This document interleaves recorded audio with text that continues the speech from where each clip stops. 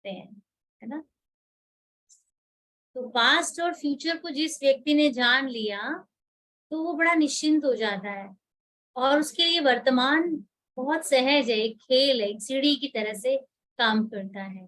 क्योंकि अधिकतर जो मनुष्य हैं वो पिछली बातों को ही याद करके दुखी होते रहते हैं, लेकिन हमको बाबा ने एक बहुत सुंदर पास्ट बताया है और एक बहुत ही सुंदर भविष्य बताया है। तो 3 काल जो हमें स्पष्ट हुए हैं, वो इतने अच्छे से हुए हैं कि बच्चे आप कहाँ थे याद तो करो। आप सतयुग के उस स्थिति में रहो, याद आए तो हम कहाँ पहुँचते हैं। और फिर उसके बाद अगर हम वर्तमान संगम युग को देखते हैं या कलयुग की परिस्थितियों में अपने आप को कुछ न्यारा कर पाते हैं, समझ पाते हैं, तो हमारे लिए एक जो भविष्य रखा है वो बहुत ही सुंदर रखा हुआ है। आने वाला जो समय है, आने वाली जो प्रकृति है, आने वाला जो संसार है, आने वाले जो संबंध है, वो एक बहुत ही सुंदर बेहतर समाज होगा हमारे सामने। तो त्रिकालदर्शी स्थिति माना ज्ञान युक्त स्थिति, 3 काल को समझना। और मैं तो 3 काल के साथ-साथ 3 लोक की भी स्थिति का अनुभव करके आप सबको भी इस चीज़ का बहुत अच्छा अनुभव है, बताना चाहूँगी कि 3 काल और 3 लोक ये हमारे लिए बहुत ज़रूरी है। बाबा ने हमें इतना सेफ और सिक्योर किया है कि बच्चे आपका अगर 3 लोक में विचरण है और इस संसार में आप तीनों कालों को जान गए हो, तो आपके पास कोई भी ऐसी शक्ति नहीं है जो आपके पास ना हो। हाँ, इस मुरली में बाबा ने अवश्य ये कहा कि बाबा ने हम सबको एक सौगात दी। पैदा होते ही, ब्राह्मण जीवन में आते ही जो सौगात हमको मिली है, वो सौगात है दिव्य बुद्धि यानी ज्ञान। ज्ञान साधारण नहीं है, दुनिया के लिए तो बिल्कुल भी साधारण नहीं है। जैसे-जैसे हम ज्ञान में चलते, ज्ञान को समझने लग जाते हैं, तो हमें लगता है कि ये कॉमन चीज़ है। बहुत साधारण अपने आप को समझ लेते हैं, लेकिन वास्तव में ऐसा है नहीं। वास्तव में ऐसा बिल्कुल भी नहीं है। जो बिल्कुल भी पढ़े लिखे भी नहीं है दुनिया के, चाहे किसी प्रकार की कोई भी विद्या नहीं जानते हो, लेकिन अगर उन्होंने ये जान लिया कि इस शरीर के आसन पर बैठी मैं आत्मा हूँ और मैं परमात्मा की संतान हूँ, तो उसके पास दुनिया से करोड़ों लोगों में से एक वो विशेष आत्मा है। बाबा ने तो यहाँ तक कहा है कि जो मेरा लास्ट बच्चा भी होगा ना, तो बहुत स्पेशल है, वो साधारण हो ही नहीं सकता है। वो इस ज्ञान की, इस दिव्य बुद्धि के वरदान से, तो 3 काल को हम जान गए हैं। दिव्य बुद्धि से हमको जो एक प्राप्ति होती है, वो हम 3 कालों को देखने भी लग जाते हैं। कई लोग क्या होता है दुनिया में, भविष्य में जीते हैं। थोड़ा ऐसा सोचने लग जाते हैं कि क्या होगा आगे चल कर के, कैसा होगा, तो भविष्य की कल्पनाएँ करने लग जाते हैं, शायद वो अपने से भी दूर हो जाते हैं। लेकिन बाबा ने हमें कभी भी नहीं कहा कि आप ऐसी चीज़ सोचो जो संभव नहीं है। ऐसी दुनिया में जियो जो जो कुछ होना भी नहीं है। बहुत सर्टेन बुद्धि में ये ज्ञान बिठाया कि अभी आप कौन हो, कहाँ हो। और ये संसार जो पास्ट था, वो भी वही फ्यूचर होने वाला है। पास्ट ही फ्यूचर बनने वाला है, लेकिन एक बहुत सुंदर वर्तमान के साथ। तो उसको हम समझते हैं कि ये जो त्रिकालदर्शी की स्थिति है, इसको बाबा ने कहा बहुत समझदार है, बाबा के बच्चे ज्ञान समझ गए, स्वयं को जान गए, बाबा को जान गए, 3 काल यानी चक्र को जान गए, परम धाम को, सूक्ष्म लोक को, साकार लोक को समझते चले गए। बुद्धि में ये सारी बातें आ गई हैं। छोटे बच्चे से भी पूछेंगे तो वो ज्ञान को समझ लेता है। ये तो दिव्य बुद्धि की बात हो गई। तो उसमें बाबा ने दिव्य बुद्धि की 2 विशेषताएं बताई इस मुरली में। और वो विशेषताएं क्या है कि जितना जितना बुद्धि दिव्यीकरण हो जाता है, ज्ञान से बुद्धि का डिवाइन होना, ये हमारा लक्ष्य है। ये नहीं कि थ्योरेटिकली हमने ज्ञान को समझ लिया। उसमें बाबा ने कहा इसमें क्या अंतर आएगा, पहला अंतर ये आएगा, मन, वाणी और कर्म। क्योंकि त्रिकालदर्शी की मुरली है, तो 3-3 बातें बाबा ने हमको बताई कि जो मन है, वाणी है और कर्म है, वो तीनों में यानी जो भी 3 चीजें हमारे थॉट्स हमारे शब्द और हमारे कर्म बनाते हैं ना। तो जो संकल्प है ये हमें 3 काल प्रैक्टिकल करना, जो सोचा क्या हम बोल पाते, या उसमें अंतर हो जाता है? कहते हैं सोचा तो था पर बोला नहीं, बताया नहीं। फिर कर्म की बात आ जाती है। और दूसरी बात है इसमें हमको पास्ट, प्रेजेंट और फ्यूचर, 3 काल भी हम समझ पाते हैं, मन वचन कर्म। और पास्ट, प्रेजेंट और फ्यूचर, ये तीनों हमारे सामने इतना स्पष्ट होंगे कि जैसे फ्यूचर जो है प्रेजेंट की तरह नजर आए। ऐसा है ना, जब हम ड्रिल करते हैं, एक्सरसाइज करते हैं मन बुद्धि की, तो बाबा हमको कहते हैं बच्चे आप परम धाम में जाओ, याद करो कैसे वहां पर हम होंगे। वो भी एक हमारा फ्यूचर और परमानेंट हमारा स्थान है, घर है। फिर बाबा हमें कहते हैं सतयुग को याद करो, तो ये हमारा फ्यूचर भी है और पास्ट भी था। तो दोनों हमारे सामने इतना स्पष्ट खुली किताब की तरह आता है, अनुभव करते हैं कि वहाँ हमारे संबंध कैसे होंगे, वहाँ हमारा चारों तरफ सराउंडिंग्स, नेचर के साथ हम कैसे होंगे, आपस में कैसे होंगे, इंडिविजुअल मेरा वहां पर क्या रूप होगा। तो ये बाबा ने दिव्य बुद्धि के बारे में कहा। लेकिन फिर बाबा ने कहा सबको एक जैसा ज्ञान मिला, सबको एक जैसी समझ मिली, सबको ज्ञान का खजाना मिला, सबको गुणों का भी अनुभव होता है। जब हम ज्ञान समझते हैं तो ज्ञान की रिजल्ट, ज्ञान अगर बीज है तो गुण उसकी फसल है। तो हमारे जीवन में गुण उपजते हैं और फिर उस फसल पर जो फल आते हैं वो शक्ति है, ज्ञान, गुण और शक्ति।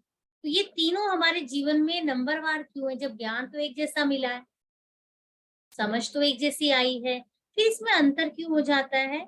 क्योंकि खजाना तो जमा है और गुण अच्छे भी लगते हैं। गुणों के प्रभाव में ही हम कभी कभी एक दूसरे के साथ में जब कोई परिवर्तन देखता है तो कहते हैं वाह उसमें इतना चेंज आया जब से वो उस ज्ञान को सुनने लगे हैं। तो उससे देख करके कई आते हैं।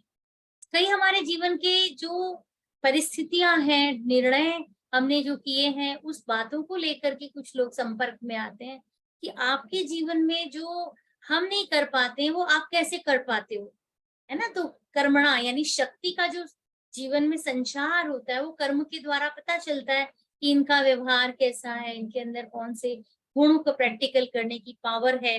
तो वो जो है उसमें अंतर हो जाता है। तो बाबा ने कहा नंबर क्यों हो जाता है? जब मैंने तो एक जैसा दिया, सबको एक जैसी बुद्धि दी है, वरदान दिया है, तो उसमें अंतर क्यों होता है? उसमें बाबा ने 2 बातें बताई कि एक जैसा देने पर भी नंबर क्यों, कारण क्या हो गया? तो उसमें ये है कि हम इन बातों को प्रैक्टिकल एक जैसा यूज नहीं कर पाते हैं।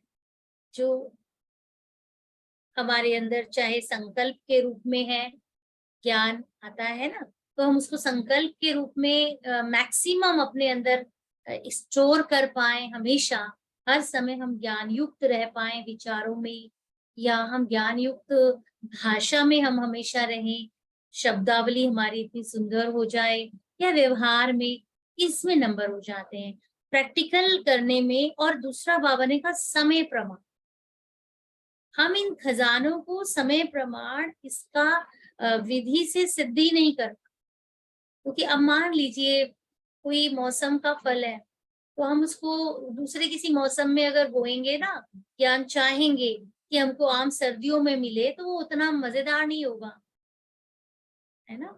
जो उसकी मिठास इस समय होगी, सीजन के अनुसार होगी, वो उस समय नहीं होगी। तो बाबा ने कहा जो समय प्रमाण, जो बाबा ने कहा है इस चीज की, ये विधि है, विधि प्रमाण प्रयोग करो।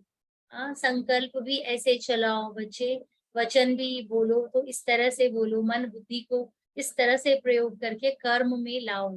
तो जो विधि प्रमाण प्रयोग में हम लाते हैं तो फिर उसमें अंतर आ जाता है, कहीं ना कहीं कुछ ना कुछ अंतर आ जाता है, एक बात। और दूसरा बाबा ने कहा कि कोई भी अगर हमारा संकल्प है, कर्म है, उसको विशेष बात ये कही बाबा ने, 3 काल समझ करके करना। आप सोचिए, हम संकल्प भी सोचो भी सोच के ही सोचना, तो ये तो बहुत मेहनत का काम है। अब आप सोचो कि सोच रहे हैं हम, लेकिन उस पे भी हम मेहनत कर रहे हैं कि हमें सोचना भी क्या है, या अपने आप ही आ जाते हैं। आज लोग, मनुष्य दुनिया में क्यों परेशान है, वो कहते हैं हमारे थॉट्स बहुत चलते हैं। कहते हैं आप चाहते होंगे तो भी तो चलते होंगे। नहीं, हम नहीं चाहते हैं फिर भी चलते हैं, क्योंकि दिशा नहीं है ना, लक्ष्य नहीं है, इसीलिए वो संकल्पों में बहते चले जाते हैं, बहते चले जाते हैं। तो बाबा ने इसमें कहा संकल्प कर्म त्रिकालदर्शी बन करके करना, उसका आगा पीछा जान करके करना।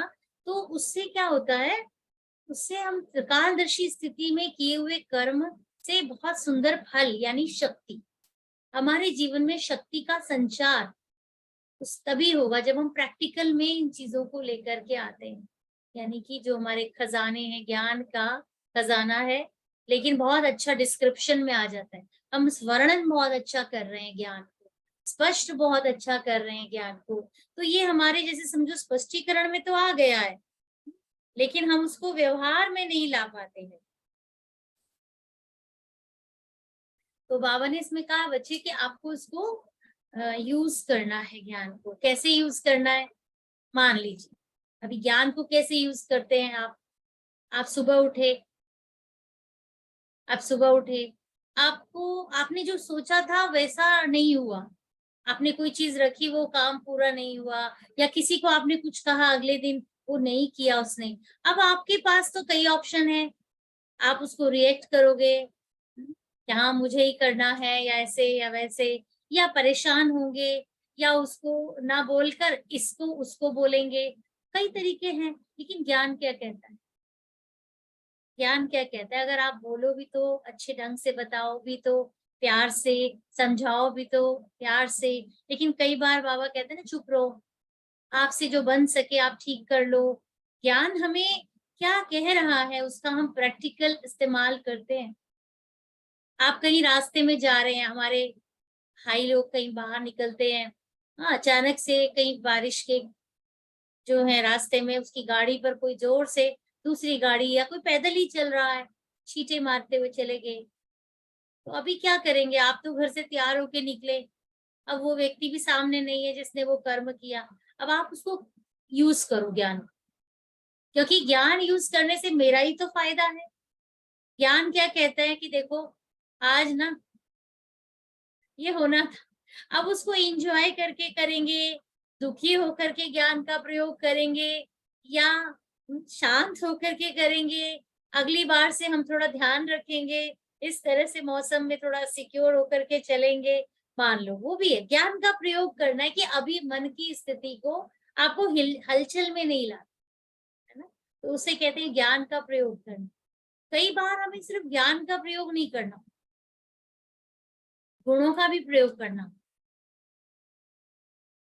आपस में हैं, एक या दो या चार, अनेक हैं, तो वहां पर हम सिर्फ ज्ञान से काम नहीं कर सकते, और कोई ज्ञान सुनने वाला नहीं है तो फिर तो बिल्कुल भी नहीं कर सकते। कहेंगे ज्ञान ना सुनाओ हमें ज्यादा, और ज्ञानी है, सबसे बड़ी बात है ज्ञानी को ज्ञान तो चाहिए ही नहीं। वो कहते हैं अच्छा तुम कितने साल हो गए तुम्हें, इतने, हमें इतने साल हो गए, बोलो अब ज्ञान सुनाएंगे। बाबा तो कई बार कहते भी हैं कि ब्राह्मण ब्राह्मण से ज्ञान थोड़ी सुनेगा। पर हाँ, वहां हम गुणों का प्रयोग कर सकते हैं, गुणों का प्रयोग, गुणों के प्रयोग में हम हमेशा रहे, वो ज्ञान से बढ़कर है। ज्ञान ही तो गुण बना, ज्ञान ही तो, जैसे दूध से ही तो एक स्टेज आई तो हमने घी बनाया ना, तो ऐसे ज्ञान ही तो गुण बना।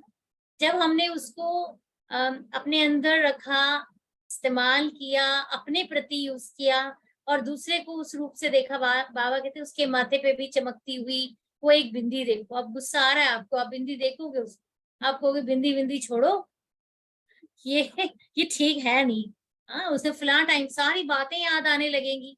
तो इसलिए ज्ञान सिर्फ काम नहीं आएगा। कई बार हमारे जीवन में जो गुण है ना, हमने जो कमाए हैं, वो प्रयोग करने पड़ते हैं, और करने ही चाहिए, तो उसका अल्टीमेट फायदा हमको ही होने वाला है। कभी कभी ऐसा भी जीवन में आया होगा आपके भी, कि एक व्यक्ति आप कितना उसके साथ एडजस्ट कर रहे हो, कितना उसके साथ आप ज्ञान का प्रयोग कर रहे हो, बातचीत में कहीं व्यवहार में कुछ ना कुछ ऐसा होता है, वो समझने को तैयार नहीं, और थोड़ा सा टकराव होता है। हल्का फुल्का टकराव होता है, तो उसका हम रास्ता लेंगे नहीं, अब हम इससे बात नहीं करेंगे, या हम इनके साथ जितना हो सके कम ही निभाएंगे। लेकिन हमें लगता है हमारे साथ वो सेवा में भी साथ में है, पुरुषार्थ में भी साथ में, हो सकता है घर का ही मेंबर हो, फिर कहाँ जाएंगे, कहीं बाहर तो जाना नहीं है ना। तो फिर उसके लिए हमको प्रयोग करना है। आज बाबा की मुरली यही थी कि इसमें हमको प्रयोग अवश्य करना होगा। और स्पार्क के स्पेशली आप हैं तो आप प्रयोग को तो जानते ही हैं। उसके लिए आपको एक आज आपने कर लिया तो उससे प्रयोग नहीं बनता है। प्रयोग कम से कम 15 दिन का। तो आपने कभी किसी आत्मा को स्वभाव से असहज होने पर कुछ प्रयोग किया है? किया है? 15 दिन कम से कम किया है? 20 दिन, महीना किया हो? तो वो आत्मा ऐसा हो नहीं सकता बदल जाए। बदलेगा, वो हमेशा बदलेगा। लेकिन प्रयोग हमारा कि हम उनका साथ या उनके साथ सेवा तो नहीं छोड़ सकते। वो तो बड़ों ने कहा है इनके साथ ही आपको करना है, ये कार्य तो पूरा करना ही पड़ेगा। तो वो तो ज़रूरी है ही है। इसलिए हम ये अवश्य ध्यान रखें कि प्रयोग क्या होता है। प्रयोग के लिए हमें ज्ञान, गुण और शक्ति की स्टेज तक पहुंचना बहुत आवश्यक है। ज्ञान अगर केवल बोलने तक है या मेरे संकल्पों तक आ गया है, सुनाने तक भी आ गया है, यहाँ तक कि व्यवहार में भी कभी-कभी हम ज्ञान को प्रयोग करते रहते हैं, तो उसमें अभी और फल, जैसे फल तो बन रहा है वृक्ष में, लेकिन फल में मिठास आए, फल में रस आए, फल में सुगंध आए, तो उसमें थोड़ा-सा अभी समय है, पक्का होने के लिए, पकने के लिए, तो वो समय है। तो वो इंतज़ार करने के लिए हमको शक्तियों का प्रयोग बहुत ज़रूरी है। तो जब हम बाबा को याद करें या अपने जीवन की जो हमारी दिनचर्या है, उसमें हम ज्ञान को महत्व देते हुए गुणों तक भी पहुँचते हैं, लेकिन हम शक्तियों को इसमें बाबा की मुरली में विशेष था आत्मशक्ति, परमात्म शक्ति। और उसके लिए लाइट और माइट शब्द का प्रयोग बाबा ने किया। लाइट और माइट योग की एक स्टेज है, जानते होंगे। लाइट माइट स्टेज क्या है? लाइट को रोशनी भी कहते हैं और लाइट को हल्कापन भी कहते हैं। तो जब हम शक्ति की बात करते हैं, तो शक्ति शुरुआत तो ठीक है ज्ञान से होती है। अपनी ज्ञानिष्ठ स्थिति में हम अपने आप को एकाग्र करते हैं। अन्यथा संकल्प जो भी है, अल्टरनेट थॉट्स, उनको हम उससे डिस्टर्ब नहीं होते हैं। और वो जो संकल्प है उनको हम मोड़ते हैं ज्ञान युक्त होकर के, और उस बात को भी फोकस नहीं करते हैं जिस बात के आधार पे मैंने ज्ञान यूज किया। मेरा लक्ष्य मैं स्वयं और मेरा बाबा। बाबा कहते हैं तीसरे को याद मत करना। तीसरे को याद करेंगे तो क्या होगा, प्राप्ति कुछ नहीं होगी। मैं आत्मा हूँ और मेरा बाबा है। तो आत्मिक शक्ति आएगी, आत्मिक स्थिति से आत्मिक शक्ति तक हम पहुंचेंगे। और परमात्मा शक्ति, जो परमात्मा का सत्य स्वरूप है, उस तक हम अपनी बुद्धि को एकाग्र करते हैं। फिर हमको सोचने की जरूरत नहीं है कि बाबा प्लीज मुझे ये दे दो या इस आत्मा को ठीक कर दो। नहीं, नो नीड। किसी को भी कुछ भी, बाबा को भी कुछ कहने की आवश्यकता नहीं है, क्योंकि बाबा ने कहा आप योग कर रहे हो अपने आप को भरपूर करने के लिए। जब आप भरपूर हो जाएंगे दिव्य गुण से, दिव्य शक्तियों से, तो वो आत्मा या वो कोई भी परिस्थिति जो चारों ओर है, वो अपने आप उस शक्ति से निवारण होगी। उतनी समर्थ स्वरूप बाबा ने इसमें कहा, समर्थता आ जाएगी। और समर्थ के बाद क्या होता है, जिसे कहा बहन ने, जी, लाइट और माइट स्टेज को बाबा ने कहा कि शक्ति भी है और इसमें ज्ञान तो है ही, लेकिन लाइट को एक हल्केपन से भी कहा। ज्ञान की स्थिति रोशनी है, पर अगर हम व्यवहार में हल्के नहीं, संबंधों में लाइटनेस नहीं फील कर रहे, बोझ सा अनुभव हो रहा है, तो भी लाइट स्टेज नहीं है। तो आत्मिक स्थिति हो लेकिन व्यवहारिक स्थिति भी हो लाइटनेस की, दोनों लाइट होंगे तो बाबा से माइट का अनुभव हम करेंगे। फिर चाहे सहन शक्ति हो, इसमें सहन शक्ति की बात मुरली में आई थी, कि सहन करना चाहते हैं। सहन करने के लिए फिर हम तैयारी करेंगे। मान लो हमने बाबा से याद किया, बड़ा अच्छा लग रहा है, बहुत उस याद की स्थिति बहुत अच्छी अनुभव हुई हमको। हमने आधा घंटा बैठे, हम आधा घंटा बैठने के बाद तो हमको ऐसा लगा कि अब वो आत्मा से हमारे जो गिले शिकवे हैं वो नहीं, अब वो सामने आ जाता है।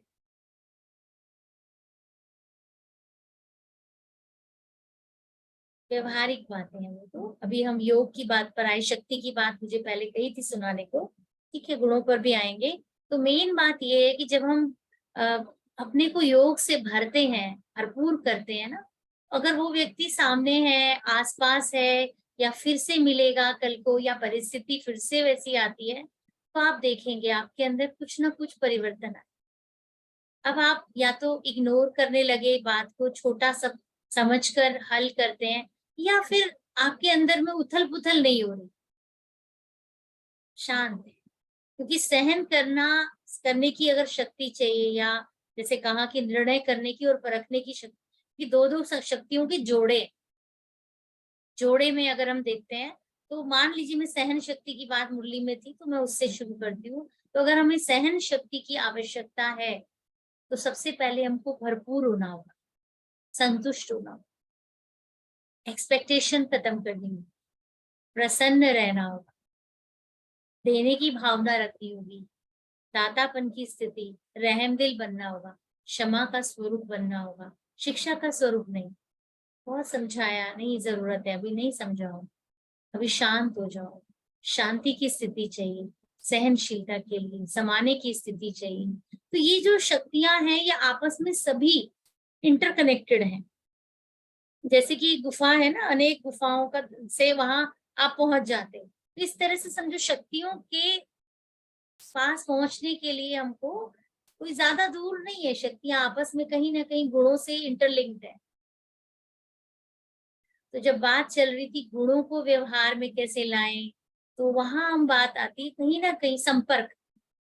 जब हमारा संपर्क आता है, हम किसी से बात करते हैं, या हम किसी को पहचानते हैं, या रिश्तेदारी है, जहाँ अपने होते हैं ना वही बातें आती।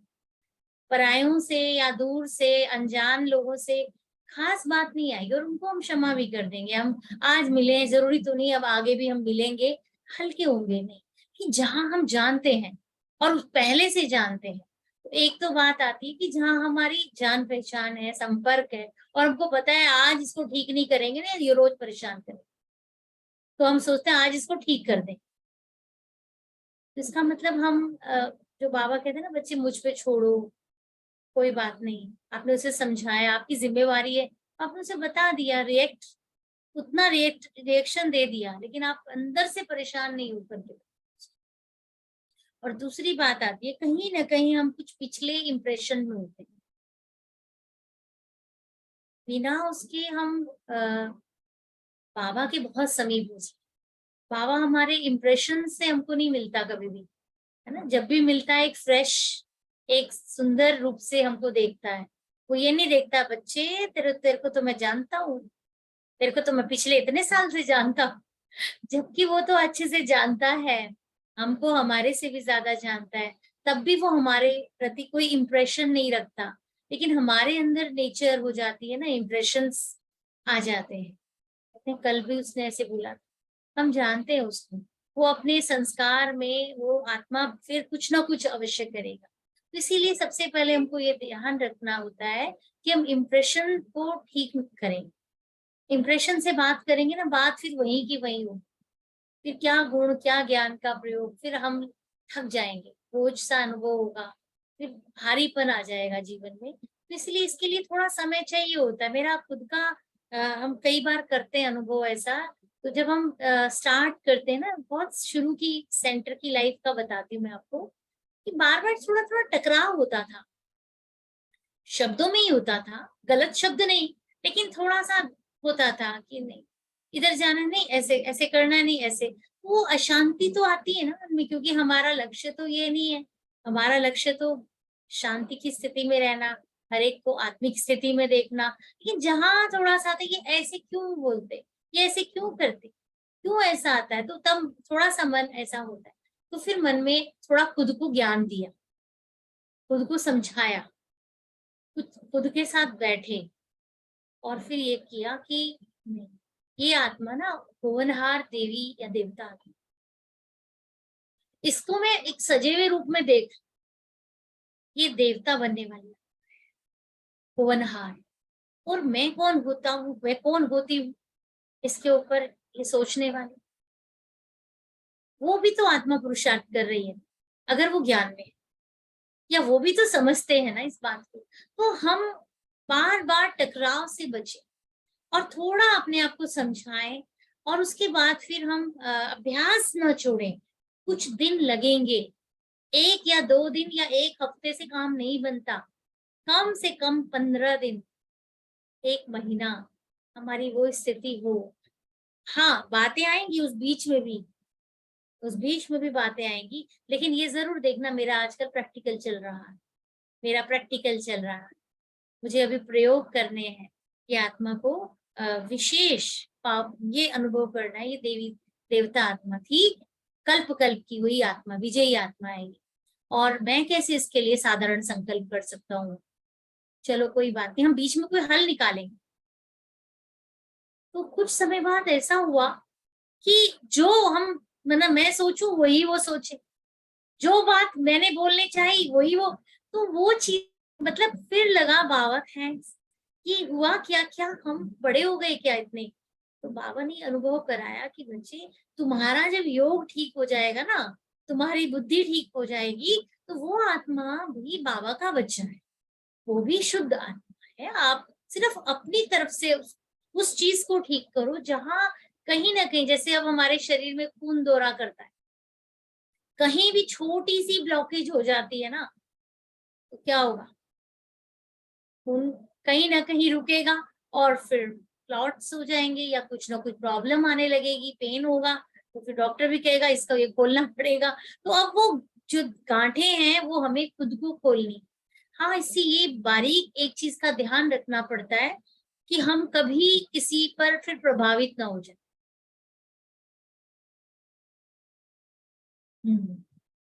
जी, समय तो देना पड़ता ही है, कभी कभी किनारा भी करना पड़ सकता है। अपने ऊपर मेहनत करने में कई चीजें आती हैं, आप बड़ों का साथ ले सकते हैं।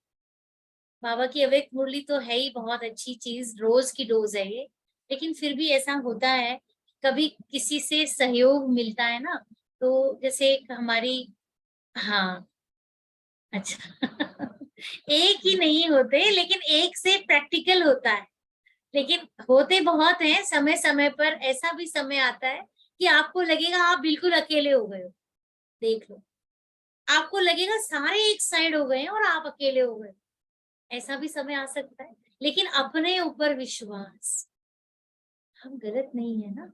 तो ये समय मेरा वो वाला समय है, इसको क्या कहते हैं, बीज नीचे है मिट्टी के, अभी जड़ बना रहा है अभी, वो धरती के ऊपर नहीं है, अंधेरा है, अंधेरा, बिल्कुल अंधेरा है, बिल्कुल अकेले हैं आप। आपको लगता है कि वो लोग तो सब इंजॉय कर रहे हैं, सब साथ हैं, और पता नहीं मेरे से कोई गलती हो रही है जो मेरे को, मैं सब मेरे अगेंस्ट हो रहे हैं, ऐसा तो नहीं है 2 या 3 लोग। तो ऐसी स्थिति भी जब कभी आ जाए ना, तो भी ये समझ लेना बाबा तो साथ है। ये परीक्षा का दौर आता है और ये समय भी हमारे जीवन में आता है, और एक बहुत सुंदर अपॉर्चुनिटी लेके आता है बाद में। उस समय लगेगा आप 6 महीने एकदम अकेले हो गए। हम छोटे होते हैं ना, तो हमें सब सारी चीजें नहीं पता होती उस टाइम, ज्ञान के भी तो अभी हम धीरे धीरे बड़े होंगे।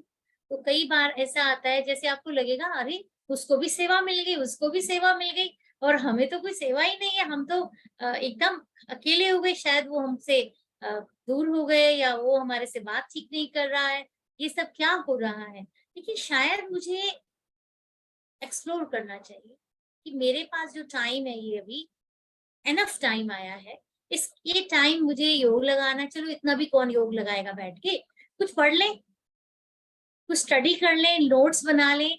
तो कभी कभी एकांत अच्छा है, एकांत ले लीजिए, मौन रखिए, कुछ अपने आप को कहीं बिजी रखिए, ऐसा भी टाइम जरूर लेना चाहिए जीवन में। और अभी सबको मालूम है ऐसा टाइम एपिडेमिक में आया, तो आप सबने देखा होगा कुछ लोगों ने अपने आप को बहुत अच्छा व्यस्त किया, तो ज्ञान के हिसाब से देखना जाए तो वो आगे ग्रो कर रहे हैं। जो उस समय बार बार ये सोचते रहे ये क्या हो गया, ये क्यों हो गया, तो फिर उन्होंने इधर उधर देखकर अपना टाइम वेस्ट किया, तो वो भी और अपनी स्थिति नीचे की। तो इसलिए ये समझ लो कि समय की भी बलिहारी, पाप की भी बलिहारी, ज्ञान की भी बलिहारी। अपने ऊपर विश्वास कभी भी कम मत करना। और एक बात हमारे जगदीश भाई साहब हमको बताया करते थे, बाबा भी कहता ही है, बच्चे निश्चय रखो और बताओ, निमित्त को बताओ, या है ना कोई ना कोई एक ऐसा है आपके जीवन में, कोई भी एक। ठीक है, बाबा से तो आप बात करते हैं, लेटर बॉक्स में बाबा के लेटर भी डालते होंगे, लेकिन कोई ना कोई एक व्यक्ति आपके जीवन में हमेशा ऐसा होना चाहिए, या उसे भी ना पता हो, पर आप उस पर भरोसा करते हैं, आप उनके पुरुषार्थ से स्टेबल हैं, और आप उस व्यक्ति को अपनी बात बता सकते हैं। बात बात में हमारे मोदी जी का भी यही कहना है, उन्होंने भी मन की बात में ये बात कही, मैं उस दिन सुन रही थी। मैंने कहा भाई साहब भी यही बताते थे हमको, हम रात्रि क्लास में जगदीश भाई साहब के पास जब खास मुझे याद है मैं सेंटर पर आई थी, तो आदरणीय जगदीश भाई साहब वो रात्रि क्लास बहनें आपस में, भाई बहनें जितने भी सेंटर पे रहा करते थे वो लेते थे। तो हम छोटे थे, तो हम इंतजार कर रहे थे कब हम बड़े हो, सेंटर पर आए, और वो रात्रि क्लास जो भाई साहब कराते हैं ना, वो करेंगे रात को 9 बजे। जब सब भोजन कर लेते थे तो 9 से 10 रात को बैठा करते थे। तो भाई साहब ने एक बार कहा कि कोई ना कोई जीवन में जब कभी ऐसा क्षण आए, ऐसी स्थिति आए, आप हल नहीं कर पा रहे उसको, आप बाबा से भी कनेक्ट नहीं हो पा रहे, या आपको क्लैरिटी नहीं है, तो एक व्यक्ति अपने जीवन में ऐसा होना चाहिए, ज्ञानिष्ठ होना चाहिए, या आपके उसने अपने जीवन में काफी अनुभव हासिल किए हैं, तो आप उससे बात बात में जरूर अपनी बात रखना। इतना बड़े ना हो जाना कि आप अपनी बात किसी को बता ना पाओ, अपने आप को किसी के सामने खोल ना पाओ, इतना बड़ा नहीं हो जाना। तो इसीलिए बाबा भी मदद करेगा कोई ना कोई के द्वारा। और जब आप स्पष्ट कर भी रहे होते हैं ना, तो आपको खुद को पता भी चल रहा होता है कि आप कहाँ कोई कमी है, या कुछ ठीक कर सकते हैं। तो इसलिए ये समय अनुसार ही होता है, धीरे धीरे हम आगे सब बढ़ रहे हैं, बड़ों के अनुभव आज हमें लगता है बड़े कहाँ पहुंचे हैं, तो उन्होंने बहुत पेपर पास किए होंगे अपने जीवन में, हर प्रकार के, चाहे वो गुणों से, चाहे शक्तियों से रिलेटेड है, चाहे परिस्थितियों से रिलेटेड है, हर तरह के पेपर पास किए होंगे। तो अगर हमें बड़ों का संग है ना, तो हम लकी हैं, बहुत बहुत हम भाग्यशाली हैं। अगर जो ये समझता है नहीं ज्ञान तो बाबा का हमें भी मिला ही हुआ है, हम भी तो ज्ञानवान हैं ही, नहीं, कोई ना कोई को अपने से बड़ा मान कर, चाहे आप देखिए कल एक मैं वीडियो देख रही थी, छोटा सा बच्चा मधुबन में अपना इंटरव्यू दे रहा है, बता रहे हैं, पूछ रहे हैं, तो ऐसे लगता है विशेष आत्मा है, ज्ञान की बातें कर रहा है। तो किसी से भी लिया जा सकता है, बाबा भी तो कभी पक्षियों से ज्ञान लेते थे, कभी पौधों से, फूलों से ज्ञान लेते थे। ब्रह्मा बाबा का जीवन तो हम सब जानते ही है ना, तो इसीलिए किसी न किसी को हम कुछ न कुछ विशेषता से संपन्न देखते ही हैं, वो अपने अंदर आ जाती है। बाकी हाँ, रही इम्प्रेशंस की बात, वो कहीं ना कहीं हिंड्रेंस पैदा करते हैं, रुकावट पैदा करते हैं, वो इम्प्रेशंस ठीक करने बहुत जरूरी है, बहुत जरूरी है। पिछली बातों को दोहराना भी नहीं है, नहीं तो सारी पुरुषार्थ कम हो जाता है, वहीं पर गड़बड़ हो जाती है, योग नहीं लगेगा। क्योंकि जहां हमने पिछली बातें मन में भी लाई, उस व्यक्ति को देखा उन बातों के आधार से, तो वहां गड़बड़ होनी शुरू होती है। और बाबा ने कहा कि बच्चे आप पूज्य हो, संगम युग पर आप साधारण हो, लेकिन आपकी जो जड़ प्रतिमाएं हैं वो आपकी आज भी सिद्धि दे रही। सिद्धि माना शक्ति, सिद्धि माना प्राप्ति, सिद्धि माना सफलता। कैसे उनको लगता है कि देवी या देवता का दर्शन मात्र से जो उनका संकल्प है उसमें डुअलिटी है, दो हैं, तो अब वो अपने संकल्पों को इस तरह से रखते हैं, और फिर कहते हैं हमें ऐसे ये संकल्प ओके हुआ, तो सिद्धि वहां से मिली। बाबा कहते हैं बच्चे ये ज्ञान बुद्धि में जितना स्थिर करेंगे, जितनी एकाग्रता होगी, बाबा से योग होगा, तो आपने ये चैतन्य अनुभव किए हुए हैं, और आपकी जो जड़ प्रतिमाएं हैं वहां उन आत्माओं को दिशा निर्देश दे रही। तो क्या इस बात की खुशी, इस बात का निश्चय, इस बात का नशा नहीं है, इस बात का अनुभव है ना हम सबको। तो त्रिकालदर्शी स्थिति यानी 3 काल को याद रखना। और वैसे भी 3 काल को एक साथ कोई याद नहीं रख पाते दुनिया। बाबा ने हमें खेल खेल में याद करा दिया। ये एक साधारण बात नहीं है। कोई भी टीचर, हिस्ट्री वाला आएगा, हिस्ट्री पढ़ा के चला जाएगा, मैथ्स वाला आएगा, मैथ्स पढ़ा के चला जाएगा, बैरिस्टर वाला आएगा, बैरिस्ट्री पढ़ा देगा, ठीक है। लेकिन 3 काल, और वो भी बहुत खूबसूरती से और फुल एंड फाइनल बाबा ने हमारी बुद्धि में स्थिर किए। बच्चे कहाँ हो? संगम युग पर हो? क्या अभी अभी परम धाम जा सकते हो? जी बाबा, 1 सेकंड में परम धाम से नीचे आकर सूक्ष्म वतन में फरिश्ता अनुभव कर सकते हो? जी बाबा, 1 सेकंड में बच्चे अपने स्वर्ग लोग घूम कर आओ। आपकी सतयुगी दुनिया कैसी होगी? वहां के महल देखो, वहां के बाग बगीचे देखो, वहां के संबंध संपर्क देखो, कितना सुंदर संसार होगा, वहां की प्रकृति कैसी होगी, वहां भी घूम आए। फिर बच्चे आप देखो भक्ति काल कैसे नीचे आते गए, और आपकी जड़ प्रतिमाएं उन आत्माओं को लक्ष्य देती हैं, अनुभव कराती हैं। तो आपके पूरे 3 काल, 5,000 साल का चक्र कितना सुंदर है। और इसको 1 सेकंड में भी बाबा ने कहा आप घुमा सकते हो। अब 1 सेकंड में कोई 3 काल नहीं घुमा सकता दुनिया में, कभी सोच सकता है? लेकिन बाबा ने हमें 3 कालों की स्थिति बताई है, और यही पूज्य स्थिति, पूज्य स्वरूप है। और इसी में संपूर्ण वो अष्ट शक्तियों की, जो वो ऐसे देवी बैठी है, ऐसे उसके हाथ हैं, है ना, उसके 4 हाथ इधर, 4 हाथ इधर, वास्तव में अष्ट शक्ति, अष्टभुजा। भुजा मतलब मेरे कंट्रोल में, मेरे कंट्रोल में मेरी पावर्स। रावण को भी दिखाते हैं, उसके कंट्रोल में भी कुछ था। क्या था?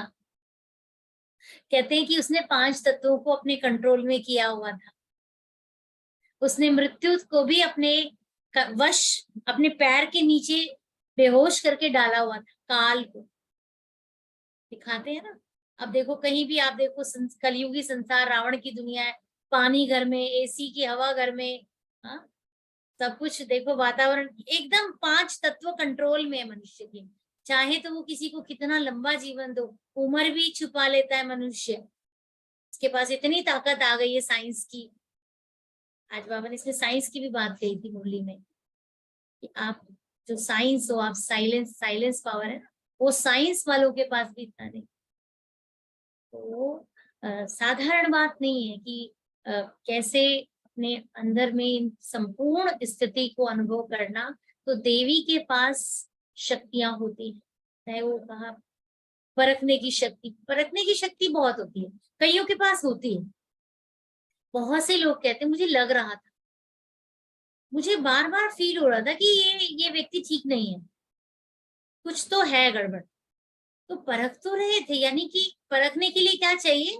समझ चाहिए, प्रेजेंस ऑफ माइंड चाहिए, कंट्रोलिंग चाहिए, कुछ तो हो जाता है, सब समझ आ जाता है। लेकिन कहते हैं फिर क्या हुआ? कहते हैं बस कुछ किया नहीं। परखना फिर भी इतना मुश्किल नहीं है, पर परखने के बाद यदि निर्णय नहीं किया तो फिर तो बेकार है ना। तो परख शक्ति तो आ जाती है, पर परख के बाद फिर निर्णय करना बहुत जरूरी है। तो कहते हैं ना, जान के भी अगर किया नहीं, समझ के भी अगर फिर नहीं कर पाए, तो फिर क्या है? इसका मतलब कनेक्शन ही ठीक नहीं है। निर्णय शक्ति तो बहुत जरूरी है। अब परख तो लिया था कि चोर लग रहा है ये व्यक्ति, कुछ चोरी करके ले ना जाए कहीं, लेकिन दरवाजा ही नहीं बंद किया। कम से कम अपने वैल्यूएबल्स उठा लेते वहां से, कम से कम वहीं बैठे रह जाते, कुछ तो करते। निर्णय क्या हुआ? निर्णय में कहे सोचा चलो ऐसे। तो जो अदरवाइज थॉट आते हैं ना, व्यर्थ संकल्प, ऑल्टर संकल्प जो आते हैं, अन्यथा वो हमारे व्यर्थ संकल्प होते हैं, जो हमारे निर्णय शक्ति को कमजोर करते रहते हैं। इसको कहा ना कुछ और बातें, यानी इस व्यक्ति को तो हम देख रहे हैं, लेकिन शायद ऐसा होगा, शायद वैसा होगा, तो उससे हमारी निर्णय शक्ति नहीं बन पाती। निर्णय शक्ति अनुभव से भी होती है, पिछले अनुभवों से भी होती है, और दूसरों के अनुभवों से भी निर्णय शक्ति को बल मिलता है। लेकिन सबसे सुंदर निर्णय शक्ति है समर्पित भाव की, समर्पण भाव की जो निर्णय शक्ति है, उसके जैसी, जिसको कहते हैं ना बाबा पे छोड़ दो, अपनी बुद्धि का नहीं हो पा रहा, फैसला नहीं हो रहा, तो बाबा इतना सुंदर निर्णय देगा ना, उससे जैसा बढ़िया निर्णय नहीं हो सकता। लेकिन फिर भी करना तो पड़ता ही है ना, समझ के। तो इसीलिए कई बार क्या होता है, अपनी बुद्धि काम नहीं कर रही होती है, तो किसी न किसी वरिष्ठ से, कोई ना कोई निमित्त से, जो हमारी, हम खुले हुए होते हैं, हमने अपने जीवन का स्पष्टीकरण उनको दिया हुआ है कि मेरा जीवन ये है, सारा आगा पीछा बताना है। ये थोड़ी है किसी को, आज किसी को गुरु बना लो, कल किसी को गुरु बना लो, और स्पष्ट किसी से भी कुछ नहीं। समर्पित होना पड़ता है बुद्धि से पहले, फिर वो जो कहे, बाबा ने कहा, फिर बाबा से भी हमारी अप्रोच सुंदर होती जाएगी। जैसे ब्रह्मा बाबा भी अगर किसी को कोई गाइडेंस दे दे और उससे कोई गलती, फीलिंग ऐसी है कि नहीं ये ठीक नहीं हुआ, तो शिव बाबा कहते हैं मैं इसका जिम्मा लेता हूँ। तो समझो हम भी अपने जिम्मेवार तब बनेंगे जब हम बाबा के जो निमित्त हैं, जो बड़े हैं, जिन्होंने अपने जीवन में इतना तप त्याग किया है, अपना स्पष्टीकरण उनको देकर अपने जीवन की कोई ना कोई बातें पूछें, या फिर बाबा से हमारी इतनी सुंदर अप्रोच हो। एक छोटी सी बात कहकर मैं पूरा करूंगी। एक बार हम क्योंकि हम भाई साहब की पालना में थे, तो ये बातें याद आती रहती हैं। तो जगदीश भाई साहब ने कहा कि कभी कभी ऐसा लगेगा आपको कि हम कोई बात किससे क्यों बताएं, पता नहीं वो किसी और को बताएंगे या हमारे से एक इम्प्रेशन बना लेंगे, तो हम क्या करें, है ना। कोई ऐसी बात है नहीं बता सकते हैं। पहले बाबा से बता देते थे सब साकार में, फिर दादी से बताने लगे, फिर अब किसे बताएं किसे नहीं बताएं। तो उन्होंने कहा ठीक है, अगर ऐसा कभी आए मन में ना, तो बाबा को पत्र लिख और कुछ घंटे लो, रात को ही अपने आप को फाइनली टाइम दो, वो तैयारी करो।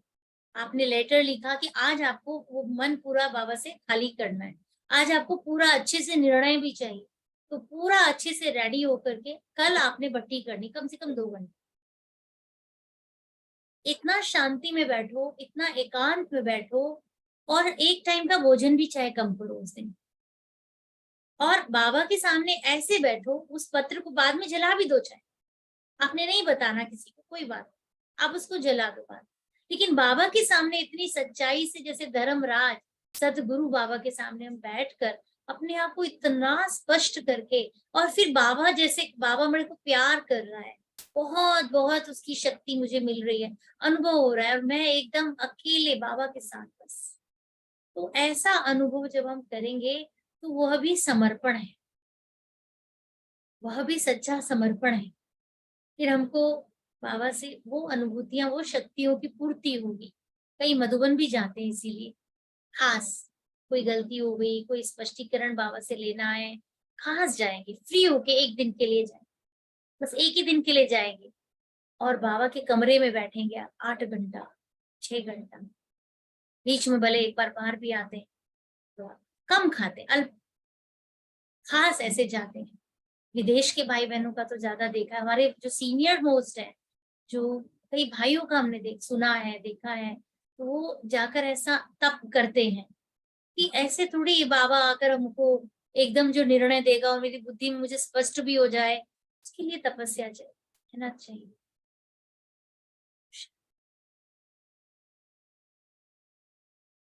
बहुत सुंदर दीदी, अच्छा स्पष्टीकरण आपने दिया और हम सब के क्वेश्चंस काफी सारे आंसर हो गए।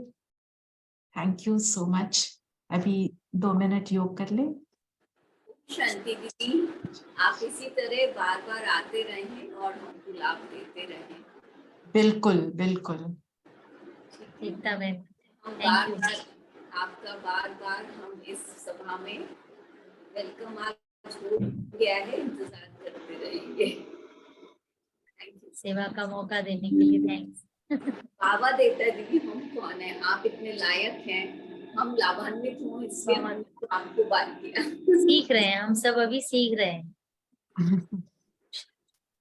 बहुत अच्छा था दीदी, बहुत ब्यूटिफुल क्लास, यस।